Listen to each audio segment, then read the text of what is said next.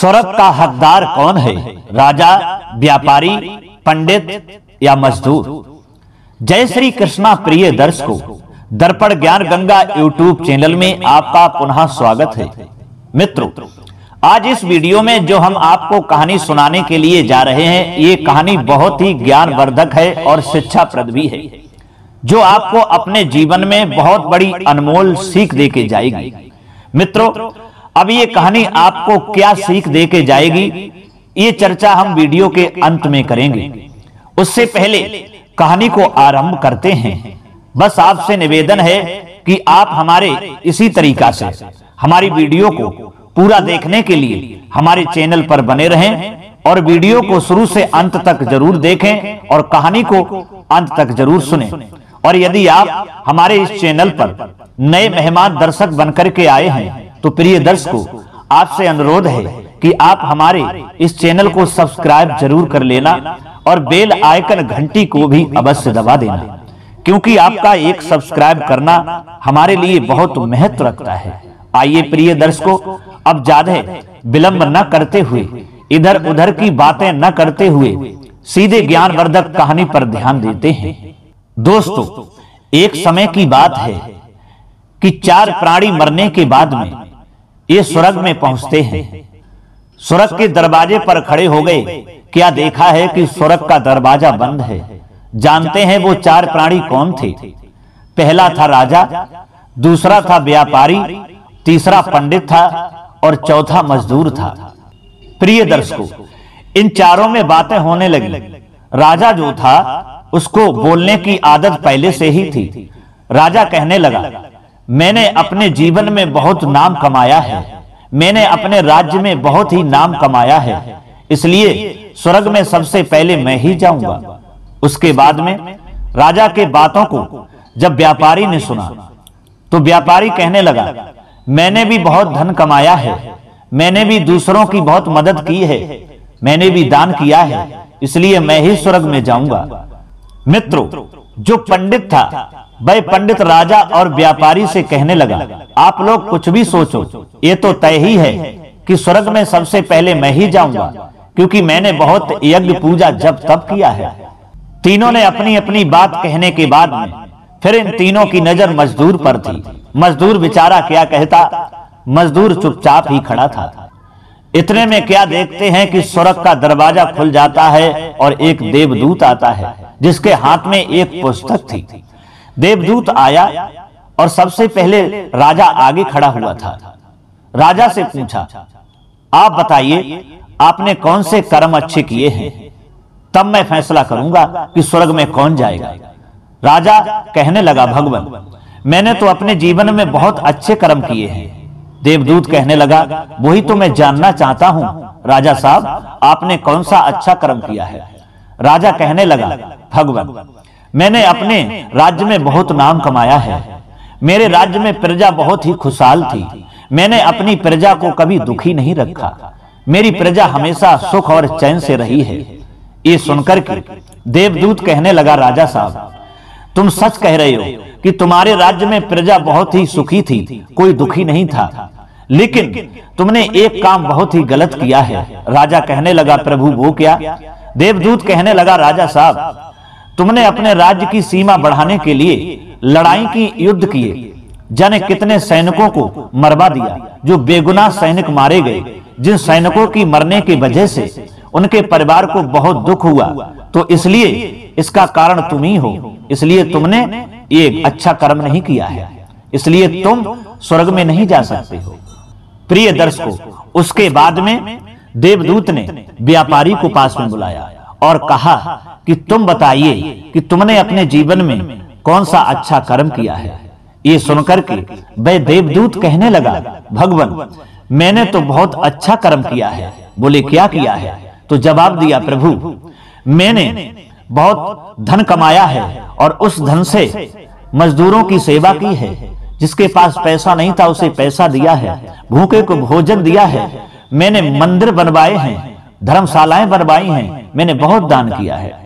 व्यापारी के ये शब्द सुनकर के देवदूत पुस्तक में देखने लगा और देखने के बाद में कहा कि हे व्यापारी, तुमने जो दान किया है जो मंदिर बनवाए हैं, धर्मशालाएं बनवाई हैं, और जो धन कमाया है वो धन तुमने निस्वार्थ भाव से नहीं कमाया है।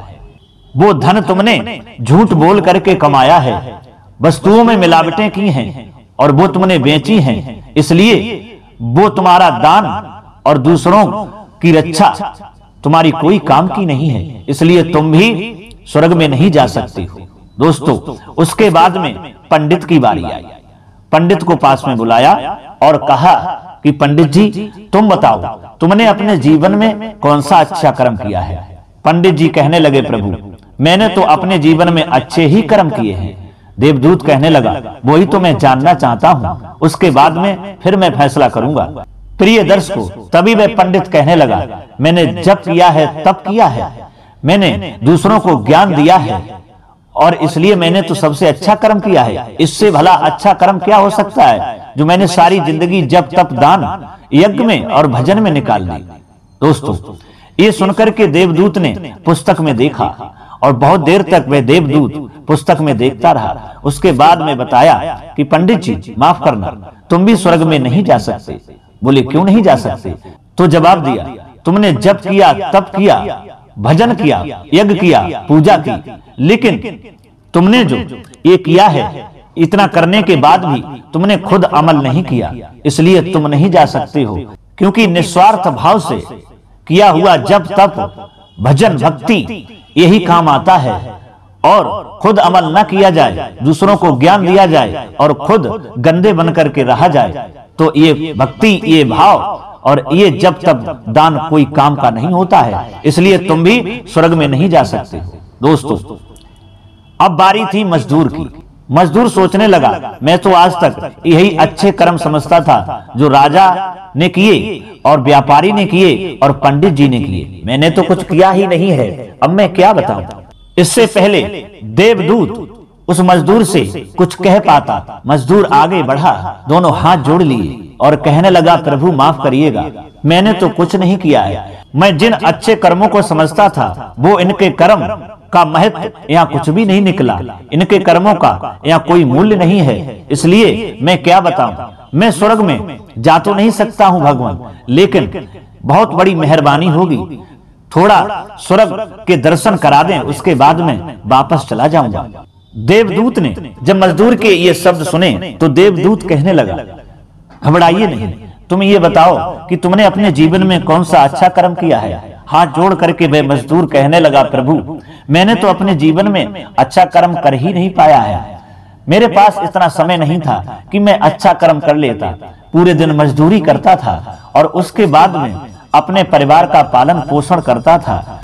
थोड़ा समय मिल भी जाता तो दूसरों की सेवा मैं क्या कर पाता, वो समय तो थोड़ा मैं अपने माता पिता की सेवा में निकाल दिया करता था। हाँ, थोड़ा भी समय यदि हमें मिल जाता तो मैं मंदिर में जाता और भगवान को धन्यवाद कहता था। इसके अलावा मेरे पास समय ही नहीं था कि मैं पूजा जब तब भक्ति कर लेता, दान कर लेता, और दान करने के लिए तो मेरे पास कुछ था ही नहीं जो मैं दूसरों के लिए दान करता। ये सुनकर के देवदूत कहने लगा, आप घबराइए नहीं, आप याद करिए, आपने कोई तो अच्छा कर्म अपने जीवन में किया होगा। प्रिय दर्शकों, देवदूत की ये बात सुनकर के वह मजदूर कहने लगा, भगवान हाँ, मैंने एक काम किया है। बोले, क्या? वही तो मैं जानना चाहता हूँ। तब मजदूर कहने लगा, भगवान एक समय की बात है, शाम का समय था और मैं भोजन करने के लिए बैठा ही था, क्या देखा कि एक कमजोर कुत्ता सामने आ गया। जो कुत्ता भूखा था और मेरी तरफ देखने लगा। मैंने समझा कि ये भूखा है, तो मैंने अपनी रोटी उस कुत्ते को खिला दी और खुद भूखा सो गया था। बस मेरी नजर में तो यही मैंने अच्छा काम किया था और बाकी तो मेरे पास समय ही नहीं था। दोस्तों, देवदूत ने जब मजदूर की ये बात को सुना तो पुस्तक में भी गहराई से उसने देखा तो बताया कि यही तुम्हारा अच्छा कर्म था जो तुमने एक भूखे को भोजन दिया था, इसलिए तुम ही स्वर्ग के अधिकारी हो। क्योंकि जो लोग लोभ मोह माया के भाव से जब तप दान भक्ति किया करते हैं तो उसका उन्हें कोई फल नहीं मिलता है और यहाँ उसका कोई मान्य नहीं होता है। और निस्वार्थ भाव से किया हुआ दान, जब तप, एक ही अच्छा कर्म सारे पाप को मिटाने में शक्ति रखता है। इसलिए तुमने एक अच्छा कर्म किया था, जो तुमने भूखे कुत्ते को भोजन कराया था। इसलिए अब हमारे साथ सम्मान सहित तुम स्वर्ग में चलो। तो उस मजदूर को सम्मान सहित स्वर्ग में ले जाया गया। तो प्रिय दर्शकों, इस कहानी से हमें यही सीख मिलती है कि लोभ मोह माया के द्वारा भाव से जो आप धन कमाते हैं, जो आप दान करते हैं, जो आप जप तप करते हैं, भक्ति करते हैं, वो कुछ मान्य नहीं रखता है। एक ही निस्वार्थ भाव से अच्छा किया हुआ कर्म सारे पाप को मिटाने में शक्ति रखता है। तो जो भी आप करें वो निस्वार्थ भाव से करें, चाहे जप करें, चाहे तप करें, चाहे दान करें, चाहे भगवान का भजन करें, जितना भी करें वो निस्वार्थ भाव से करें। और उसी निस्वार्थ भाव का किया हुआ अच्छा एक ही कर्म आपके सारे पाप को धो देगा और स्वर्ग में ले जाने के लिए वो काफी है। तो मित्रों, कैसी लगी हमारी ये कहानी? यदि ये कहानी आपको अच्छी लगी है, पसंद आई है, तो आपसे निवेदन है कि हमारी वीडियो को लाइक जरूर कर देना और हो सके तो अपने दोस्तों को भी शेयर कर देना। कमेंट बॉक्स में अवश्य बताना, क्योंकि हम प्रतिदिन एक रोज नई मोटिवेशनल कहानी अपने इस चैनल पर लाते रहते हैं और आप तक पहुंचाने की कोशिश करते रहते हैं। फिर मिलेंगे अगली वीडियो में मित्रों, किसी नई ज्ञान चर्चा के साथ में। तब तक के लिए प्रिय दर्शकों के लिए, सब्सक्राइबर बंधुओं के लिए राधे राधे, जय श्री कृष्णा।